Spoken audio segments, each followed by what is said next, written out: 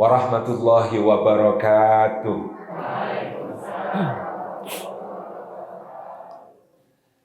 Alhamdulillahi haqqa hamdi. Alhamdulillahi hamdan katsiran tayyiban mubarakan fi. Fa subhanallahi wa bihamdihi adada khalqi wa ridha nafsi wa zinata arshi wa midada kalimati. Nahmaduhu wa nasta'inuhu wa nastaghfiruhu wa nastahdihi wa natubu ilaihi wa la na'budu illa iyyahu wa natawakkalu alaihi. Allahumma fasalli wa sallim wa barik ala sayyidina Muhammad wa ala alihi wa ala ashabihi wa dhurriyyatihi wa man sara ala nahji wa sanna bi sunnati wa ihtada bi hadihi wa da'a bi da'wati ila yaumi liqa'i rabbih, amma ba'du. Sadatul fadil hadratan karramin yang kita takdimi, para alim, para ulama, para masyayikh, para kiai, para asatidz, para ustadzat, guru-guru umat, yang kita takdimi segenap pimpinan daerah Muhammadiyah Kabupaten Wonosobo, pimpinan-pimpinan cabang, pimpinan ranting, juga organisasi-organisasi yang dinaungi dari Aisyah, Pemuda Muhammadiyah, Nasihatul Aisyah, dan yang kita takdimi jajaran pimpinan, para guru, pamong, dan seluruh keluarga besar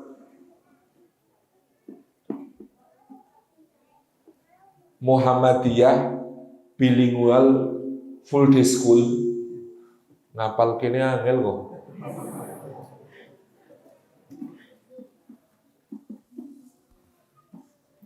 Juga seluruh rekan-rekan hadirin hadirat, muslimin muslimat, mukminin mukminat, sholihin sholiyat yang dimuliakan oleh Allah.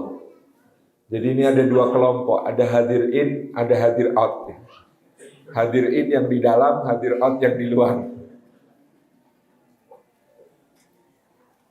Puji syukur kehadirat Allah atas limpahan karunia-Nya kita dihimpun di dalam majelis ilmu. Mudah-mudahan setiap langkah yang kita tempuh pada hari ini menjadi pemudah jalan kita semua menuju ke surga. Dan duduk kita semua termasuk taman di antara taman-taman surga, tempat Allah mencurah-curahkan rahmat-Nya, menaungkan sayap-sayap malaikatnya, menurunkan sakinah ke dalam hati kita, dan menyebut-nyebut nama kita semua dengan bangga pada makhluk-makhluk mulia yang ada di sisinya. Bapak Ibu hadirin hadirat yang dimuliakan oleh Allah Subhanahu wa taala, salah satu nikmat teragung yang dianugerahkan Allah Subhanahu wa taala sebada iman bagi kita semua adalah nikmat ukhuwah. Oleh karena itu dalam suratil Hujurat Allah Subhanahu wa taala menyatakan kepada kita, A'udzubillahi minasyaitonir rajim. Bismillahirrahmanirrahim. Innamal mu'minuna ikhwatun fa aslihu baina akhawaykum wattaqullaha la'allakum turhamun. Shadaqallahul azim. Innama, bahwa hanya saja al-mu'minuna atau orang-orang yang beriman itu ikhwatun adalah bersaudara. Fa aslihu, maka damaikanlah oleh kalian baina akhawaikum, di antara kedua saudara kalian, wattaqu, dan bertakwalah kalian Allah kepada Allah Subhanahu wa taala, la'allakum, mudah-mudahan kalian semua turhamuna, mendapatkan rahmatnya Allah Subhanahu wa taala. Di dalam memahami ayat ini, kita lihat makta pertama, pada penggalan yang pertama, bagian yang pertama, Allah mengatakan innamal mu'minuna ikhwah. Hanya saja orang beriman itu bersaudara. Kata ikhwatun memakai tak marbutah biasanya digunakan orang Arab untuk mengungkapkan persaudaraan karena ikatan rahim, persaudaraan kandung. Kalau persaudaraan yang sifatnya umum biasanya menggunakan huruf nun, ikhwanun. Tapi ayat ini menggunakan kata ikhwatun yang biasanya digunakan untuk menggambarkan persaudaraan kandung, diikat oleh rahim seorang ibu. Makanya dengan tak marbutah yang menandakan taknis. Padahal yang dibicarakan oleh Allah Subhanahu wa taala adalah persaudaraan karena iman. Maka para ulama mengatakan bahkan persaudaraan iman itu lebih kuat daripada persaudaraan kandung. Karena kalau persaudaraan kandung diikat oleh rahim seorang ibu, maka persaudaraan iman diikat oleh rahmatnya Allah Subhanahu wa ta'ala, Ar-Rahim.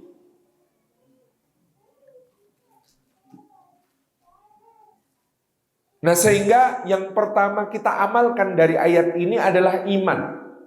Karena iman ini bagi seorang mukmin harus terjemah menjadi persaudaraan dengan sesama mukmin.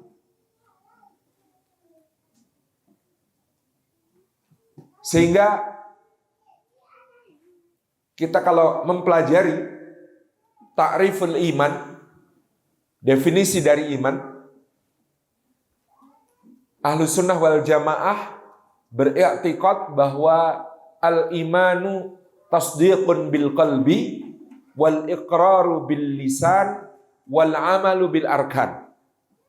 Yang disebut iman dalam i'tikad Ahlus Sunnah wal Jamaah adalah membenarkan dengan hati, mengikrarkan dengan pernyataan lisan, dan membuktikan dengan amal perbuatan seluruh anggota badan.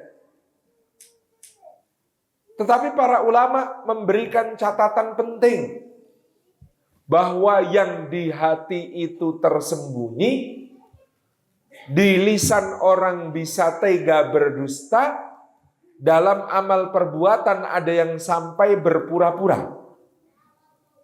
Sehingga kita akan menemukan di dalam Al-Quran maupun Sunnah Rasulullah SAW neraca untuk mengukur keimanan itu banyak diletakkan dalam kualitas hubungan yang kita jalin dengan sesama. Maka misalnya Rasulullah SAW bersabda, Al-muhajiru man hajaras sayyi'at, wal muslimu man salimal muslimuna min lisanihi wa yadayhi, wal mu'minu man amina ghairuhu minhu.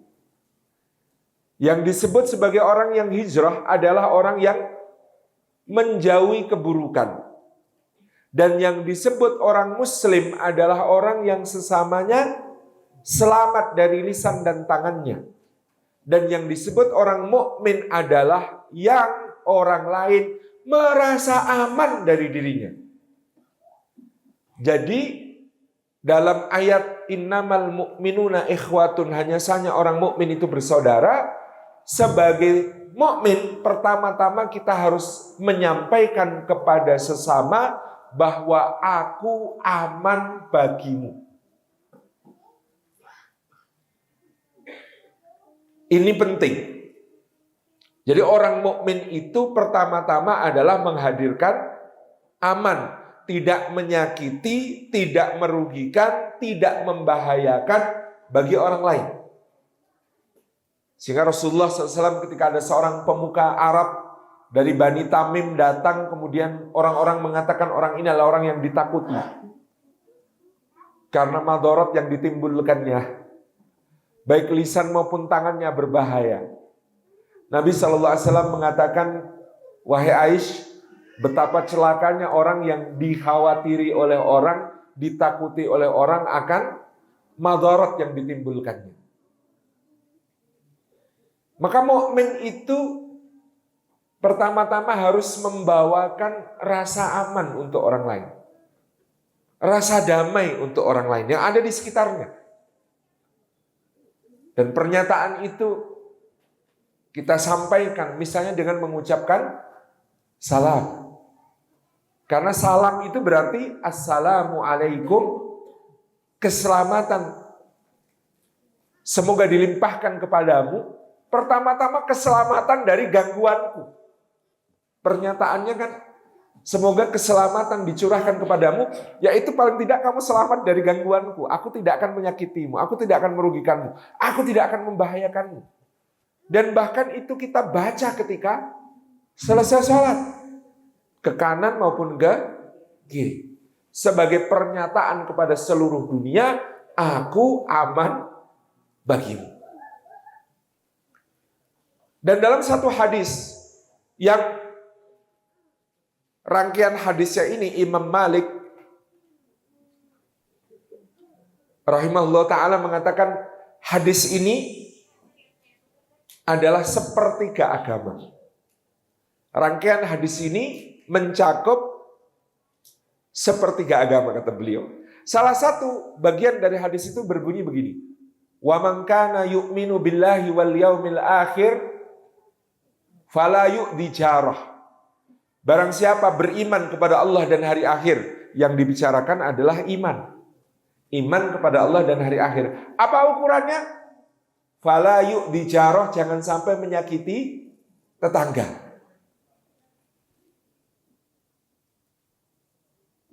Dalam syarah tentang hadis ini dikutip riwayat yang lain, ada sahabat yang bertanya, "Ya Rasulullah, apa yang termasuk menyakiti tetangga?" Kata Nabi SAW, termasuk menyakiti tetangga adalah engkau memasak makanan, baunya sampai ke hidung mereka, rasanya tidak sampai ke mulut mereka. Lah kepriwe ya Ustaz, wong masake iwak asin. Ya ampun, itu kan ngendi-ngendi bukan ya?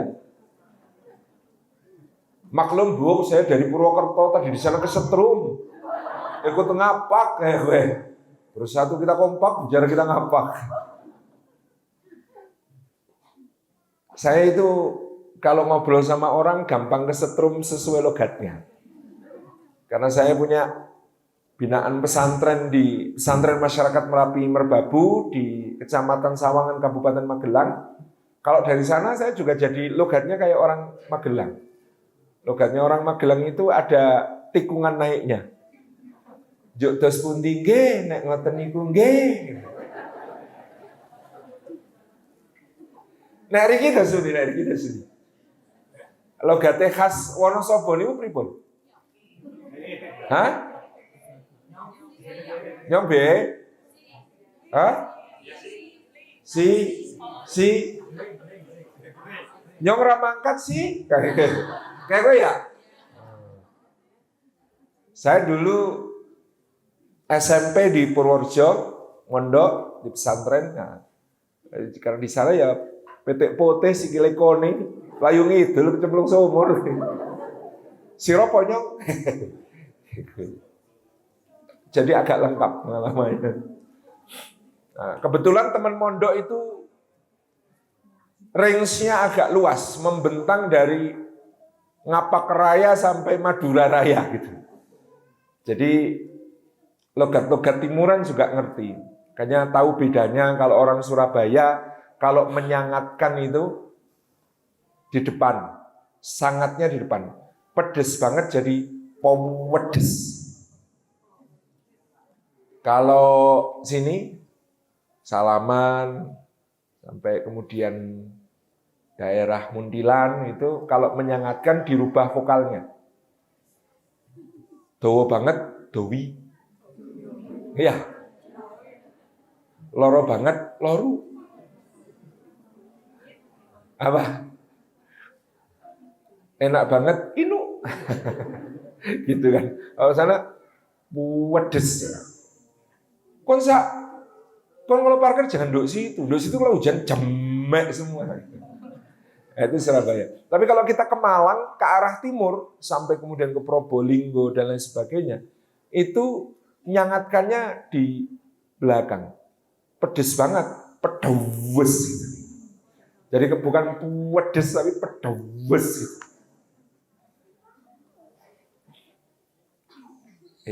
Indonesia Raya pokoknya. Nah masaknya kita yang baunya sampai ke hidung mereka kok rasanya tidak sampai. Itu kata Nabi SAW, termasuk sudah menyakiti tetangga. Sampai di level ekstrim Rasulullah ngendika, wallahi walladzi nafsi biyadi, demi Allah zat yang jiwaku ada dalam genggamannya, demi Allah tidak beriman, demi Allah tidak beriman, demi Allah tidak beriman.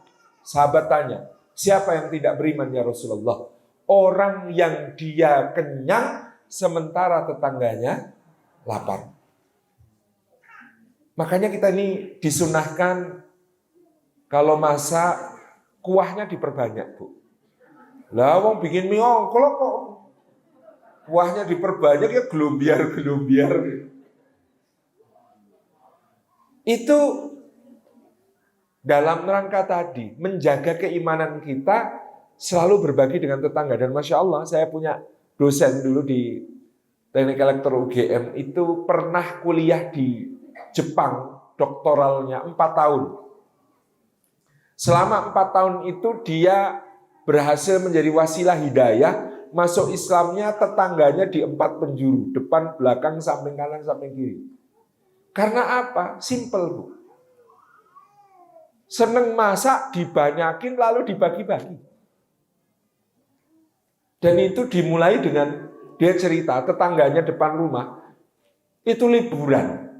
Nah, pergi liburan di zaman itu langganan koran itu masih dilempar ke halaman. Nah, sama dosen saya ini koran-koran yang berserakan di rumah tetangganya itu dikumpulkan, dibawa pulang ke rumahnya. Setelah tetangganya ini pulang dari liburan, kemudian tumpuan koran yang 10 ini itu diantarkan sambil bawa bubur kacang hijau. Tetangganya heran, Anda kok sampai segitunya ngumpulin koran saya, dibawa pulang terus ini diserahkan lagi. Kata dosen saya khawatir kalau ada koran berserakan di depan rumah, orang yang lewat tahu kalau rumah ini kosong. Nah kalau orang tahu rumah ini kosong kan kejahatan bukan terjadi hanya karena ada niat pelakunya, tetapi karena ada kesempatan. Kata Bang Napi kan begitu. Sehingga saya kumpulkan supaya orang tidak tahu kalau rumah ini kosong. Dan izin kemarin halaman saya beberapa kali saya sapu. Biar tidak terlihat daun-daun yang berguguran. Tetangganya ini, kok sampean kepikir ya? Orang Indonesia memang mikirnya suka kemana-mana. Gitu. Dan ngasih kemudian bubur kacang hijau. Dicipi, enak katanya. Seneng, kami ngerti kacang hijau, tapi kok baru ini dimasak kayak begini kan? Melentrek-melentrek, apalagi dicampur ketan hitam. Ya Allah, enak. Dari itu pelan-pelan menjadi wasilah ngobrol, diskusi, akhirnya kemudian bicara tentang keyakinan, tentang agama, sampai akhirnya keluarga ini masuk Islam. Ini dari iman itu amal. Maka kita kalau datang ke orang, ke kumpulan, itu jangan sampai awas-awas, pinggir-pinggir, bahaya-bahaya. Nah, ini kita yang perlu banyak introspeksi. Kalau sampai kita datang, orang merasa ini bahaya, ini ngeri. Ternyata yang bahaya apa? Lah mangane karo jengkol, ora sikatan kok ya bahaya baunya. Misalnya karena itu. Atau karena bau badan, karena tidak pakai deodoran misalnya. Atau karena kalau di dekat kita, wedi diutangi, Mbok. Nah, itu juga perlu jadi introspeksi kita. Pokoknya menjadi orang beriman itu, yang pertama aku aman bagimu.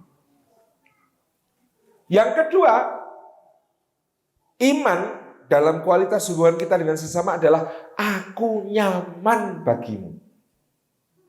Maka kita ini tidak boleh mengecilkan kebaikan meskipun hanya tolaqatul wajah, meskipun hanya berwajah berseri-seri kepada orang. Yes, penting. Senyum, tabassumuka fi wajhi akhika shadaqah. Kamu tersenyum di wajah saudaramu sedekah. Saya pernah diayali orang, Ustaz mungkin ini susah gak duit, mosok sedekah mek senyum dong. Kadang-kadang senyum itu harganya tidak ternilai. Ada teman saya seorang dokter cerita, aku kemarin dapat pasien, itu tak kira pasien betulan, ternyata datang masuk ke ruang praktekku itu malah berlutut nyium tanganku, terima kasih sambil berlinang air mata. Lah tak tanya, terima kasih untuk apa Pak? Kata dia, terima kasih untuk senyumnya Pak Dokter. Loh kenapa senyum saya? Jadi ceritanya, Bapak ini beberapa tahun yang lalu itu jalan di koridor rumah sakit, di mana kemudian ada salah satu anggota keluarganya meninggal, orang yang disayanginya, ibunya kalau tidak salah. Kemudian di hari itu pula, itu teman bisnisnya mengkhianati dia, membawa lari modal, sampai bisnisnya bangkrut, dan semua orang taunya dia yang ditagih. Dan di hari itu juga istri dan anak-anaknya meninggalkan dia. Kata dia, hidup saya hari itu hancur. Saya merasa semua orang jahat sama saya. Saya merasa semua orang gak adil sama saya. Saya merasa dunia ini sudah gak ada harapan buat saya. Jadi hari itu saya jalan, itu saya cuma sedang memikirkan satu hal. Cara bunuh diri paling enak apa ya? Jadi orang ini sedang kepikiran cara bunuh diri sing paling enak ya apa? Apa gantung, apa baygon, atau apa gitu. Tapi papasan sama dokter ini tadi, dokternya senyum, Pak. Senyumnya itu merahati, merasuk ke dalam hati, yang kata orang ini, gara-gara Pak dokter senyum, saya kemudian makdek. Ya Allah, ternyata tidak semua orang jahat sama saya. Ya Allah, ternyata tidak semua orang tidak adil sama saya. Ya Allah, ternyata kayaknya saya masih ada harapan. Lalu gara-gara itu dia merenung, dia mikir, akhirnya dia mulai lagi usahanya dari nol pelan-pelan begitu ya. Kemudian dia berhasil untuk mengembalikan pinjaman-pinjaman yang sebenarnya bukan dia yang ngambil uangnya tapi dibawa lari sama temennya. Pelan-pelan bisnisnya kembali pulih dan alhamdulillah keluarganya, istrinya, anaknya mau kembali kepada dia. Lalu dia nemui, nyari-nyari itu, Pak dokter yang itu sekarang di mana, dicari tempat praktek. Akhirnya ketemu, cium tangan Pak. No, penjenengan hitung. Senyum yang kayak begitu itu tadi. Harganya berapa? Setara dengan sedekah berapa? Dokter teman saya ini, dokter yang terkenal ramah, grapyak, senyumnya manis, apian, nek takon kabar, marai kangen gitu ya. Sampai konon banyak orang itu tidak sakit, kepingin sakit supaya bisa periksa kepada beliau. Itu kalau praktek Pak, mulainya dari bakdo maghrib, selesainya kadang-kadang setengah 3 dini hari. Saking banyaknya pasiennya. Sebulan sekali dokternya opnam. Saking kesel gitu. Jaluk diinfus. Jadi Masya Allah. Nyaman bagimu. Maka ada rangkaian hadis di dalam kalimat yang sama tadi yang disebut Imam Malik. Yaitu yang berbunyi, wa man kana yu'minu billahi wal yawmil akhir falyaqul khairan auliyasmut. Dan barang siapa beriman kepada Allah dan hari akhir, jadi yang dibicarakan iman kepada Allah dan hari akhir, ukurannya falyakul khairan, hendaklah dia mengatakan yang baik. Baik itu benar isinya, indah caranya, tepat waktunya, bermanfaat bagi yang mendengarnya, berpahala bagi yang mengucapkannya. Jadi benar isinya, indah caranya, tepat waktunya, bermanfaat, berpahala. Kalau tidak bisa memenuhi itu, maka aliyasmut, lebih baik diam. Angel mboten Bu. Jebule ngomong ki ora gampang. Mengatakan yang benar isinya. Tidak cukup hanya benar, karena benar kadang-kadang masalah Bu. Contoh, zaman Rasulullah SAW satu hari Sayyidina Abu Dzar Al-Ghifari niku apa istilahnya? Lagi jengkel sama Bilal. Piye to Ki, kok geding aku. Istilahnya Woko Channel ya. Piye to Ki, kok geding aku. Akhirnya terlontar dari ucapannya Abu Dzar manggil Bilal begini, "Woi anak budak hitam." Bocah irengnya mekakat gitu. Pertanyaannya, ini benar apa salah? Benar, memang Bilal ireng. Tapi apa yang benar itu selalu baik? Mboten. Saking duka marahnya Rasulullah SAW kepada Abu Dzar dipanggil terus ditunjuk sama Kanjeng Nabi, kamu di dalam dirimu masih ada jahiliyahnya. Manggil saudaramu kok kayak begitu. Kira-kira kita kalau didukani begitu gimana Pak? Hatenan no. Masa kan kepiye?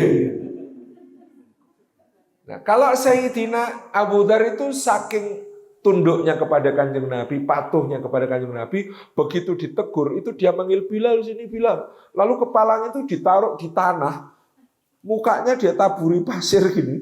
Terus Bilal sini dong, injak kepalaku Bilal, injakan untuk nebus dosaku ini tadi loh. Itu sahabat-sahabat, masya Allah ya persaudaraan seperti itu. Kemudian Sayyidina Bilal mengatakan, yo mosok nginjak wajah.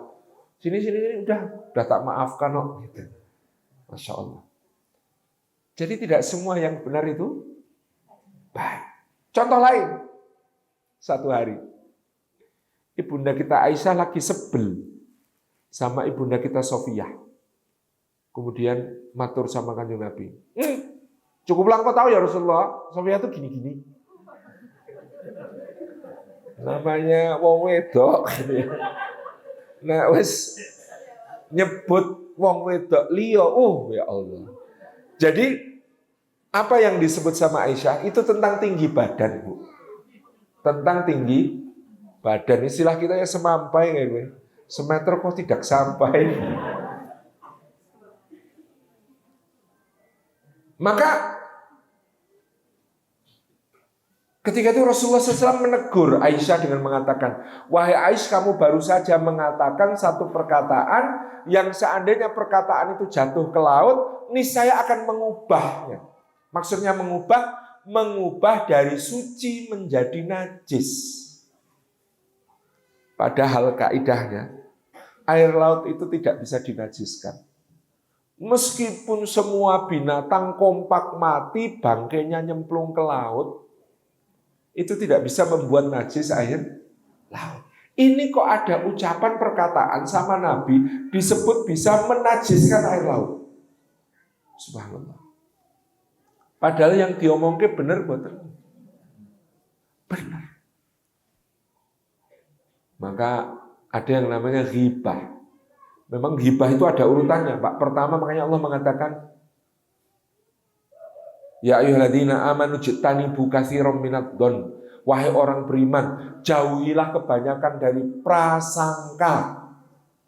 Karena inna ba'dadh-dhonni itsmun, sebagian besar prasangka itu dosa. Prasangka, Bu. Prasangka itu kira-kira bahaya. Kayak berprasangka itu biasanya nuntun ke berikutnya. Orang kalau sudah memelihara prasangka, pasti kepo. Pengen cari buktinya. Akhirnya, wala tajassasu kata Allah. Karena kamu kalau sudah berprasangka, pasti akan tajasus. Tajasus itu nyari-nyari kejelekan. Nyari-nyari aib. Kalau sudah ketemu aib, ngerti ceritanya, kira-kira tahan nyimpen sendiri apa cerita-cerita? Pasti aja cerita. Jangankan kok yang berat-berat. Wong soal gelangnya sebelah aja gitu. Nah, gelang kayak gitu aja kok dipakai. Oh, sininya nambahin, aku tahu belinya imitasi. Nah iya kok nggak malu ya gelang imitasi. Malah sebentar lagi itu tangannya nyenyeh. Rampung-rampung gitu. Subhanallah. Jadi satu pintu kejelekan yang namanya suudon, prasangka buruk itu terbuka. Akan terbuka pintu-pintu keburukan selanjutnya. Makanya sejak awal, jangan. Dulu ketika ibunda kita Aisyah radhiyallahu anha mendapatkan fitnah, dilanda hadisul if, berita bohong, berita dusta, gara-gara ringkas ceritanya beliau itu ketika ikut Rasulullah SAW pergi ke toilet, toiletnya jauh, bawa kalung, kalungnya ketinggalan di toilet, pas balik sadar, balik lagi ke toilet untuk nyari sampai ketemu karena itu kalung pinjaman dari kakaknya Sayyidah Asma. Kalungnya ketemu, dibawa balik ke perkemahan, jebule Rasulullah dan para sahabat sudah bongkar kemah, sudah jalan, nggak tahu sudah sampai mana. Akhirnya ibunda kita Aisyah dingkruk di situ nunggu, siapa tahu ada yang ngecek kalau ada barang ketinggalan. Benar, ternyata ada seorang sahabat yang ngecek yang ketinggalan, namanya Sofwan bin Al-Mu'attal. Wah, kok ibunda Aisyah di sini nih? Istri Rasulullah ketinggalan ini. Kemudian Sofwan itu menderumkan untanya, menyuruh Aisyah naik, dia menghadap ke arah lain, kemudian dia tuntun untanya untuk nyusul rombongan. Lah, kesusul rombongan itu sudah terang siang. Melihat Aisyah naik unta dituntun wong lanang liya, orang-orang munafik ambil kesempatan untuk memfitnah. Cie-cie. Dapat yang lebih muda nih. Oh, jadi luar biasa. Fitnahnya menyebar. Nah, apa sifat orang beriman yang dipuji Allah dalam surat An-Nur? Ada dua. Satu sifatnya Umar bin Khattab. Ketika ada orang cerita gitu, langsung digampar. Subhanallah, hadza buhtanun adzim. Maha suci Allah, ini kedustaan yang besar. Jadi sama Umar, orang yang ikut nyeritain fitnah itu digampar sampai pecah pipinya. Oh, namanya Sayyidina Umar kok. Macem-macem. Nah, orang lain yang dipuji oleh Allah itu disebut oleh Allah sebagai orang yang berprasangka baik pada dirinya sendiri. Namanya Abu Ayyub sama Ummu Ayyub. Jadi malam-malam menjelang tidur Abu Ayyub itu tanya sama istrinya. Istriku, udah dengar kabar itu? Oh, kenapa? Kira-kira kalau kamu jadi Aisyah, wahai istriku, itu kejadian apa enggak? Kata istrinya, subhanallah, suamiku, sak elek-eleke aku, sak jelek-jeleknya aku. Mana mungkin kepikir hal semenjijikkan itu? Zina, selingkuh itu, naudzubillah, jijik. Itu kata istrinya. Maka suaminya mengatakan, lah iya loh, kamu aja enggak mungkin, apalagi Aisyah. Wong Aisyah itu lebih baik daripada kamu. Kata istrinya, oh. Jadi karena berprasangka baik kepada dirinya, membuat dia berprasangka baik pada orang. Wong aku sing koyong ini wira mungkin apa meneh? Aisyah. Terus istrinya tanya sama suami, loh kalau sampean jadi Sofwan, kira-kira kejadian apa enggak itu? Suaminya menjawab, ya Allah, saelek-eleke waku gak bakal kepikir mengkhianati Rasulullah. Wong itu garwane Rasulullah, ya enggak mungkin. Beda ya jawabannya ya. Kalau ibu-ibu tadi ditanya, ya jijik, itu perkara jijik. Kalau laki-laki yang dipikirkan soal tidak mengkhianati junjungan. Beda. Untung bojone iki ora takon, "Hanek dudu istrine Rasulullah." Untungnya enggak tanya gitu. Maka istrinya kemudian mengatakan, lah iya kamu aja nggak mungkin, apalagi Sofwan. Wah, Sofwan itu lebih keren daripada kamu. Kata suaminya. Jadi karena berprasangka baik kepada diri sendiri, jadi tidak berprasangka buruk kepada orang lain. Maka dikatakan oleh Syekh Mustafa As-Sibai, orang kalau berprasangka buruk pada orang lain, itu sebenarnya dia berprasangka buruk pada dirinya sendiri. Karena dia membayangkan kalau jadi orang itu, dia akan melakukan hal itu. Nah, itu makanya dicegahnya di situ yang namanya prasangka buruk. Selesaikan. Jangan sampai menjadi tajasus apalagi jadi ghibah. Saking jeleknya ghibah. Meskipun ghibah itu penin itu. Saya itu bicara sesuai fakta loh. Sudah saya verifikasi. Semuanya itu aktual, tajam, terpercaya by data. Itu tetap namanya ghibah, karena ghibah itu nyotong memang begitu, tapi kalau dibicarakan yang bersangkutan tidak suka. Tidak suka kalau dibicarakan. Itu namanya ghibah. Saking jeleknya ayuhibbu ahadukum ayyakula lahma akhihi mayitan fakaritu. Memangnya salah seorang di antara kamu suka kalau dia memakan daging bangkai saudaranya yang telah membusuk, bernanah, berbelatung, anyir, busuk, jijik. Ini untuk kita belajar lagi. Satu hari Rasulullah didatangi seorang laki-laki. Laki-laki ini namanya Ma'is bin Malik radhiyallahu anhu. Dan laki-laki ini ngomong begini pada Rasulullah, "Ya Rasulullah, tolong hukum saya, tegakkan had atas saya, rajamlah saya karena saya berzina." Penjelasan kalau ada orang ngomong begitu, kan pasti kepo. Sama siapa? Kapan? Di mana? Berapa kali? Nah, Kanjeng Nabi enggak, Bu. Ada orang ngomong begitu, enggak. Paling kamu cuma nyium, dah, istighfar, tobat, salah. Istilah orang Jawa disiget. Jadi kalau ada orang cerita keburukan itu jangan dikorek-korek, tutup. Enggak, paling kamu cuma ini, dah, istighfar aja, tobat aja. Orang itu lalu pergi. Hari kedua datang lagi, mungkin dia saking gelisahnya karena dosa. Ya Rasulullah, saya beneran ya Rasulullah, dosa ya Rasulullah. Enggak, kamu paling meluk, udah istighfar, tobat.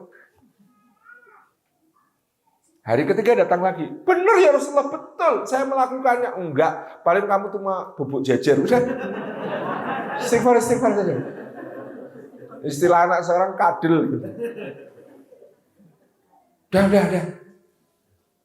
Terus hari keempat datang lagi bersumpah, ya Rasulullah beneran, saya melakukannya. Benar. Terjadi kejadian seperti timba masuk ke sumur. Penjenengan tahu timbo senggot enggak? Timbo zaman dulu itu bukan pakai katrol, pakai tali, tapi bambu, terus ada ada bandulnya, terus dinaik turunkan itu. Nah, yang dimaksud timba itu ya kayak begitu. Seperti timba masuk ke sumur. Ya Rasulullah. Akhirnya kemudian oleh Rasulullah ditegakkan had, dia dirajam. Kemudian Rasulullah bersabda, sesungguhnya orang ini bertobat kepada Allah atas dosanya, yang tobatnya itu saking murninya, tulusnya tobatnya, maka tobatnya ini kalau dibagi untuk seluruh penduduk Madinah, mencukupi untuk diampuni semua dosa mereka. Masya Allah, saking utamanya taubatnya. Pun rampung tuh kasusnya. Lah kok pas Rasulullah bepergian tindakan bareng-bareng, di dekat Rasulullah itu ada orang dua naik unta, sama-sama naik unta itu ngomong, lah iya lho si Ma'is si piye to? Wong dosane wis ditutup Gusti Allah malah ngomong-ngomong, ha kapok dirajam. Ngobrol begitu. Apa yang terjadi? Sampai di satu tempat perhentian itu ada bangkai kambing. Bangkai anak kambingnya pincang telinganya itu punter. Apa ini Mas? SMS. Surat mung setitik. Waktu 8 menit. Oh ya, siap. Lagi cerita ya Bu ya. Ceritanya itu ketemu bangkai kambingnya saja cacat. Wes jijiki itu tercacat. Terus Rasulullah manggil dua orang tadi, kamu berdua sini. Siap ya Rasulullah, terus pundi? Makan itu. Astagfirullah. Sejak kapan bangkai itu halal ya Rasulullah? Ya enggak bakal halal, namanya bangkai kok halal. Loh kok kami disuruh makan? Lah karena yang kalian tadi lakukan itu lebih menjijikkan daripada memakan bangkai ini. Seakan-akan aku melihat di sela-sela gigi kalian ada daging saudara kalian yang busuk. Jadi seperti itu. Orang Indonesia ini agak repot karena ada hadisnya. Qulil haqqa walau kana murron. Katakan yang benar meskipun pahit. Senjatanya orang Indonesia untuk menyakiti orang lain ini. Katakan yang benar meskipun pahit. Padahal coba iktibarnya kita kembalikan ke hadisnya. Kita bisa baca di Fathul Bari, hadis ini itu diletakkan di bawah Kitabul Buyu, Kitabut Tijarah. Kitab tentang jual beli. Kok bisa? Karena cerita lengkapnya begini, Pak. Ada orang ngadep Kanjeng Nabi, ya Rasulullah, ciloko saya Rasulullah, ciloko saya Rasulullah. Loh kenapa? Saya itu baru beli barang. Lah kemarin contoh nih bagus, sampelnya keren, maka saya borong, saya bayar cash di muka, nunggu barangnya datang. Barangnya datang hari ini, saya belum sempat periksa. Begitu saya periksa, ternyata gak sesuai contoh. Barangnya cacat semua. Ciloko saya Rasulullah. Yang jual sama saya tak cari-cari, udah gak ketemu orangnya. Ini terus gimana ya Rasulullah? Apakah saya boleh nutupi cacatnya barang ini terus saya jual lagi? Dah minimal balik modal saja. Atau saya harus jujur ngomong apa adanya kepada pelanggan saya, yang dengan begitu saya akan rugi besar ya Rasulullah. Apa jawab Rasulullah SAW? Qulil haqqa walau kana murron. Katakanlah yang benar meskipun pahit. Pertanyaannya kalau hadisnya begini, pahitnya itu untuk yang ngomong apa untuk yang mendengar? Yang ngomong. Neng orang Indonesia begitu ada hadis katakan yang benar olehku meskipun pahit bagimu. Kok kepenak nih? Padahal hadisnya aslinya tentang katakan yang benar olehku meskipun pahit bagiku. Yaitu pedagang itu kalau ngomong yang benar pahit, rugi gede. Tetapi insya Allah nggak lama nanti orang akan kenal dia sebagai orang yang jujur. Dan pedagang yang jujur kalau di surga dekat dengan Rasulullah. Saya itu dulu ngumono hadis pedagang jujur dekat Rasulullah kepenak temen ya. Tapi begitu saya ngalami dodol, akhirnya saya tahu kenapa pedagang yang jujur itu dekat Rasulullah. Soalnya untuk jujur sulit. Aku tahu adol mobil saya yang dulu pernah saya jual. Ditanya sama orang di TVRI itu, Mas ini sudah pernah kecelakaan belum? Mau tak jawab belum, ngapusi. Mau tak jawab sudah, regone mudok gitu. Harganya turun, waduh. Ternyata memang pantas kalau pedagang yang jujur itu bersama Rasulullah karena susah. Makanya saya jawab, nggih pernah Mas, tapi nggak parah kok Mas. Gitu nih. Jadi ini memang tantangannya begitu. Jadi hadis tadi jangan salah paham, Bu. Bukan katakan yang benar olehku meskipun pahit bagimu, bukan. Tapi katakan yang benar olehku ketika itu pahit bagiku tadi. Ini nyaman. Kita bikin orang itu nyaman. Maka kata orang Jawa, karyena tiasing sasomo. Kita ini kalau bisa menyamankan perasaan orang. Rasulullah pernah ketika suatu hari beliau bersabda, ada 70.000 umatku yang akan masuk surga tanpa hisab. Kata Imam Nawawi, maksudnya 70.000 itu kaya wong Jawa ngomong swidak rolas. Maksudnya akeh banget. Lalu ada sahabat ngacung namanya Ukasyah. Ya Rasulullah, doakan saya termasuk. Nah, Rasulullah ngendika, engkau wahai Ukasyah termasuk mereka. Lalu setelah Ukasyah ada orang ngacung lagi. Saya juga ya Rasulullah. Rasulullah ngendika, qad sabaqa ka Ukasyah. Wah, kamu sudah keduluan Ukasyah. Kalimat Rasulullah, wah lah kamu sudah keduluan Ukasyah. Itu kan halus. Janjane beliau ngendika, kamu nggak pantas. Iya kan? Kamu nggak memenuhi syarat. Tapi kalau ngomong kamu nggak pantas, kamu nggak memenuhi syarat, kira-kira sakit hati nggak? Sakit hati. Tapi kalau kemudian beliau ngendika, qad sabaqa ka Ukasyah, wah kamu sudah keduluan Ukasyah, tersinggung nggak? Enggak. Itu contoh kerennya Kanjeng Nabi dalam menjaga perasaan orang. Yang ketiga, terakhir nih, baru satu penggal ayat. Terakhir, yang namanya iman menika manfaat. bermanfaat. Dalam surah Ibrahim ayat 24-25 Allah Subhanahu wa taala ngendika, alam taro kaifa daraballahu mathala kalimatan thayyibatan kasajaratin thayyibah asluha tsabitun wa far'uha fis sama tu'ti ukulaha kullahinin bi'idni rabbiha. Surat Ibrahim ayat 24 dan 25.